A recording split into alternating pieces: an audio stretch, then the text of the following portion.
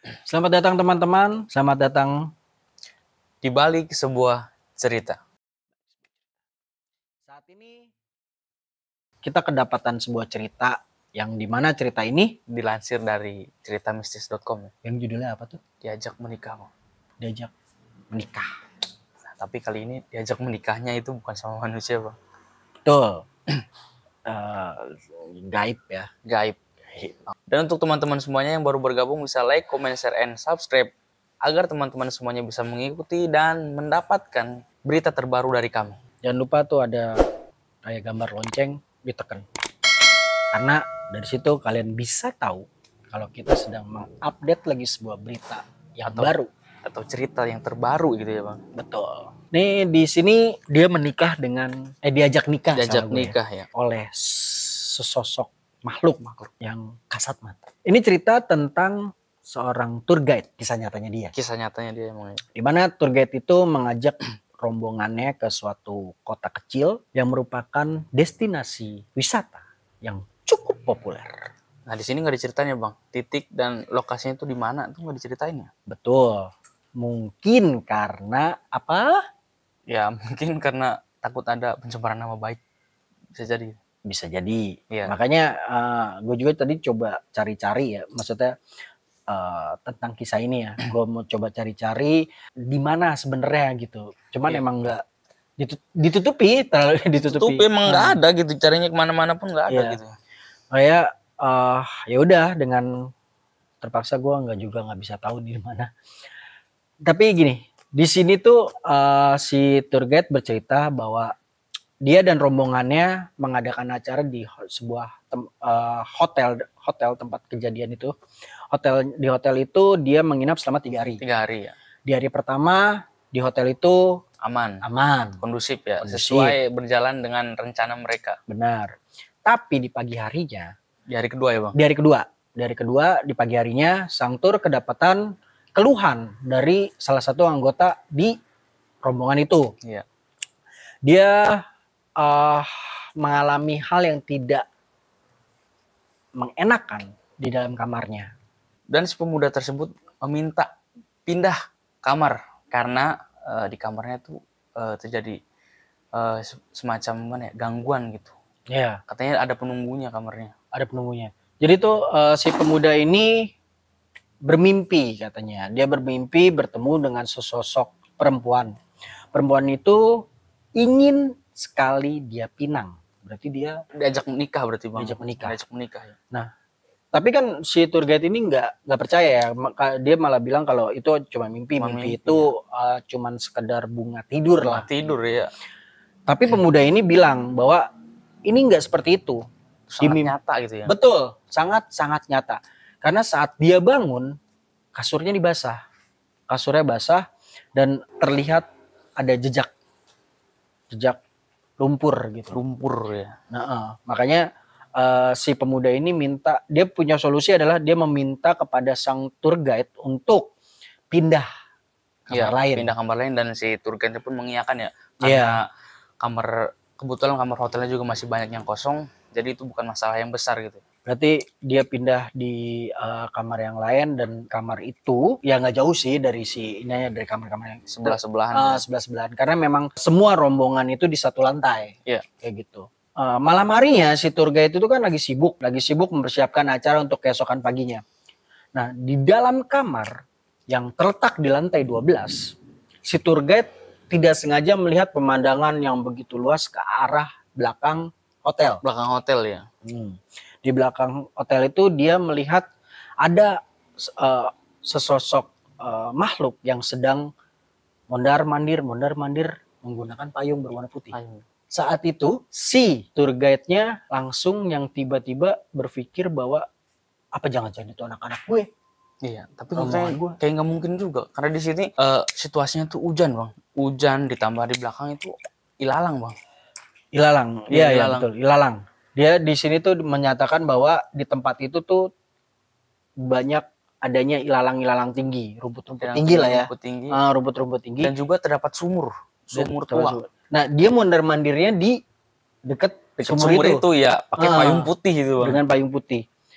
Sontak dia langsung turun begitu saja menghampiri si sosok tersebut tanpa mikir-mikir ya. Tanpa mikir-mikir karena dia mungkin merasa bertanggung jawab banget kepada rombongannya. Kalau memang betul itu rombongannya, dia mau membawa atau menegur lah ya, menegur si makhluk tersebut.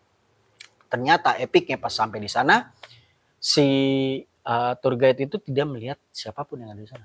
Kosong, gak ada siapa-siapa. Gak ada siapa-siapa. Karena tidak ada siapa-siapa, kosong, akhirnya ya tour guide itu balik lagi. Dan pas dia mau balik lagi ke atas, tiba-tiba dia nggak sengaja tuh menoleh berarti. Menoleh lagi. Iya, menoleh lagi untuk memastikan mungkin tadi dia nggak melihat secara benar ya, mungkin tidak ya. Melihat dan tiba-tiba dia tidak sengaja melihat dua sosok makhluk di mana sosok itu wanita dewasa dan anak-anak. Saking penasarannya dia ikutin tuh dari belakang. Dia nggak yakin nih apa yang dia lihat di detik itu juga itu. Dan mungkin karena kehadiran si tour guide tersebut, menolehlah si anak kecil tersebut. Menoleh ke belakang. Dan yang paling mengerikannya, si anak tersebut mukanya pucat. Udah gitu keriput. Kayak orang gimana sih? Kayak abis berenang di kolam atau di empang gitu. Ya, tapi kan kalau kita berenang di kolam atau ya di air lah ya, di air. Itu keriputnya kan cuma di tangan. Gitu. Tapi ini di tangan juga itu di jari-jari. Jari-jari, tapi pas dia nengok, keriputnya itu di muka, di tangan sama di kaki. Berarti ke seluruh tubuh. Seluruh tubuh. Kejadian si anak kecil ini nengok ke belakang, gak lama itu si wanita yang di samping anak kecil ini ikut nengok, Bang.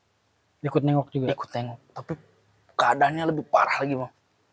Mukanya pucet, hidungnya keluar darah. Matanya keluar darah, kupingnya pun ikut keluar darah, Bang. Dari semua lubang, iya pokoknya dari organ di sini tuh mengeluarkan darah semua. Oke. Gimana kalau abangnya ada di situ, Bang? Ya mungkin gue pingsan atau apa kali di situ ya. Nggak bisa berpikir apa-apa lagi gue. Nah tapi di sini pas si tour guide itu ngeliat itu kan, tour guide itu langsung gemeteran. Berarti dia emang kuat nih orang nih. Dia gemeteran terus tidak berani bergerak juga. Sedangkan si wanita dan anak itu terus berjalan menuju sumur ya. Iya. Setelah berdiri di depan sumur, dia membelakangi sumur sambil melihat si tour guide tersebut. Iya, sambil melihat si tour guide sendiri. Dan si tour guide itu tanpa berpikir panjang lagi dia kabur, lari dari mereka gitu ke kamarnya dia. Saat ada di kamar itu dia baru mulai berdoa. Kenapa bukan dari tadi dia berdoanya? Berdoanya telat itu. Iya, berdoanya telat. Itu. Mungkin saat lagi di bawah dia nggak ingat kalau dia punya Tuhan. Mungkin pas itu baru dia berdoa tuh karena dia baru ingat dia punya Tuhan. Mungkin juga saat itu lagi panik ya. Panik namanya orang panik gimana sih ya? Jangan kan berdoa gitu. Napas aja berbelibet, Bang. Iya. Napas berbelibet. Nah, saat dia berdoa dia beraniin diri lagi untuk melihat ke arah sana ya. Arah sana lewat jendela ya. Lewat jendela dan ternyata masih ada tuh si wanita dan anak-anak itu. Dan si wanita dan anak-anak itu sambil melihat kepada si tour guide karena dia menyadari bahwa si tour guide itu masih melihat ya. Dia terjun ke dalam sumur itu. Terjun ke sumur dengan posisi celentang ya. Ya, terlentang. Celentang gini. Benar-benar yang tour guide itu langsung yang yakin banget kalau itu bukan manusia. Ditambah kondisi tersebut itu hujan ya, Bang. Hujan ditambah nggak pakai payung, malam-malam, tengah malam, gak mungkin juga itu manusia, Bang. Iya, itu dia. Dan pas dia coba ke sana, lihat malah dia ditongolin sama dua makhluk ini. Pagi harinya di sini dikatakan bahwa si tour guide ini masih yang gue mungkin bermimpi atau apa. Dia yang paginya itu tidak mau berbicara hal yang dia lihat itu karena saat itu juga hari terakhir mereka di sana. Iya, hari terakhir mereka dan mereka juga udah siap-siap di bis ya, Bang. Ya, mereka udah siap-siap di bis, mereka siap-siap untuk pulang. Saat sampai di bis, saat sudah berkumpul semuanya di bis, si tour guide ini absen lagi ke rombongannya dan ternyata ada satu orang yang nggak ada.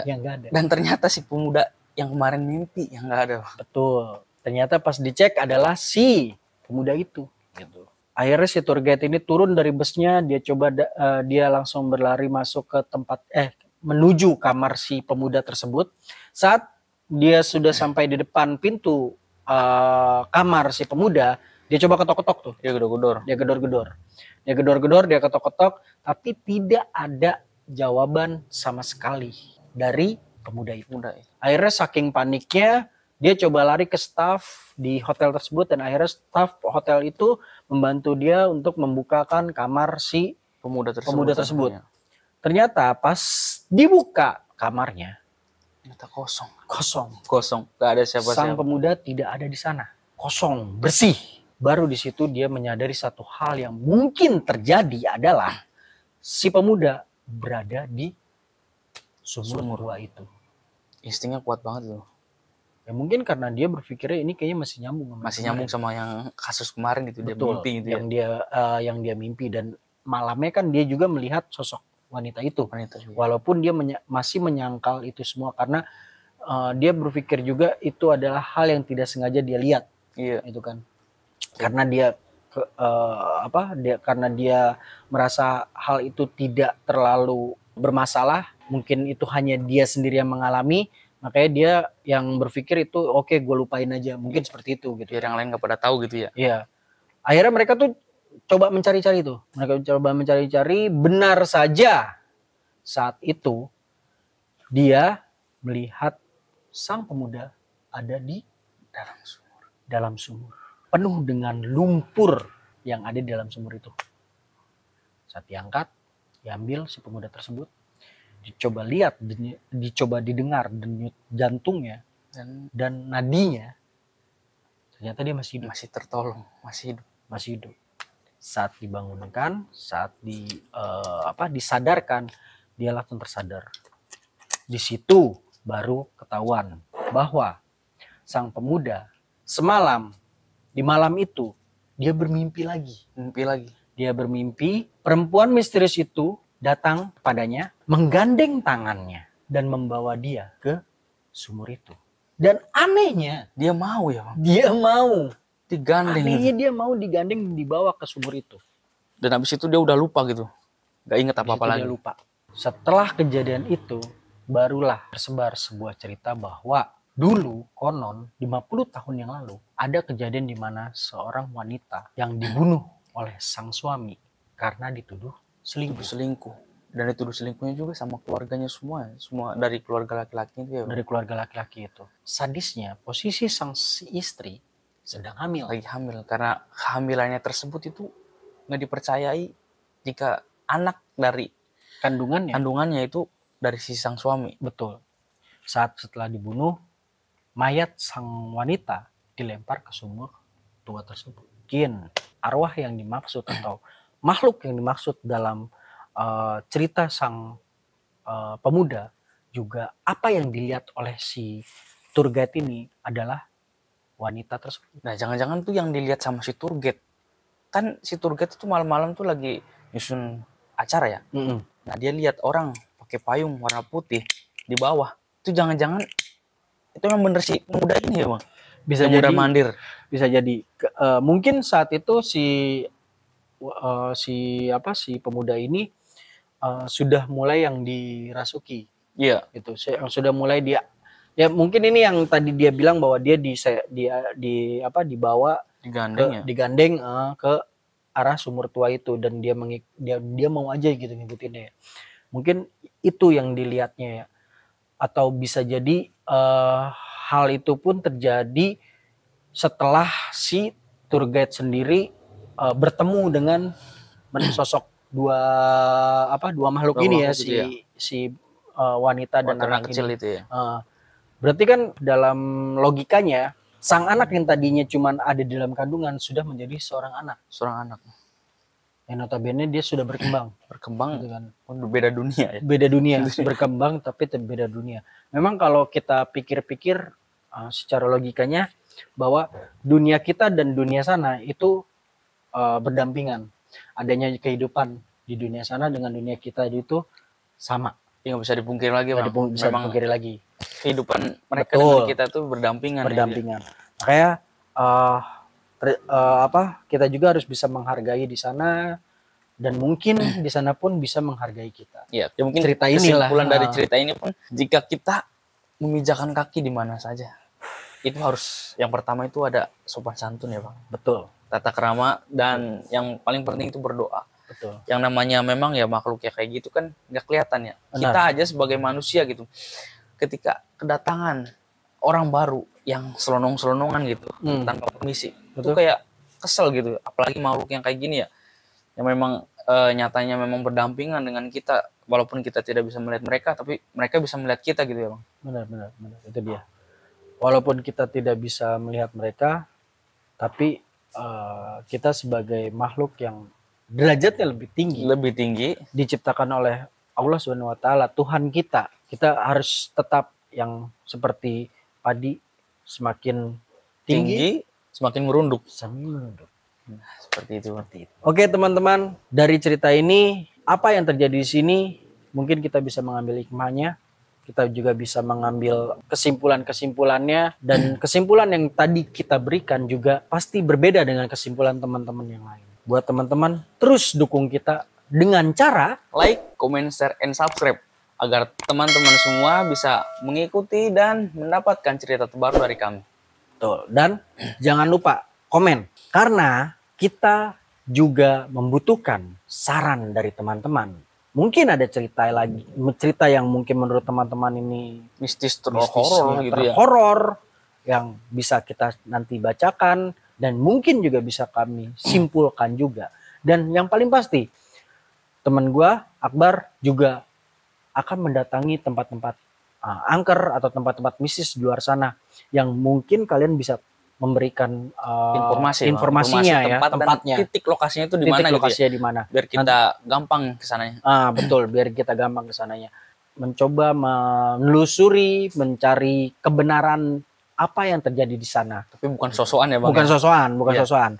Lebih tepatnya kita cuma mau tahu apa yang terjadi di sana. Dan menceritakan kalau misalkan tempat angker atau tempat yang orang-orang bilang mistis, itu seperti apa? Iya, betul, seperti itu. Jadi jangan lupa komen teman-teman. Ya, harus wajib. Bersama saya Dias Permana dan saya Akbar di Bali sebuah cerita.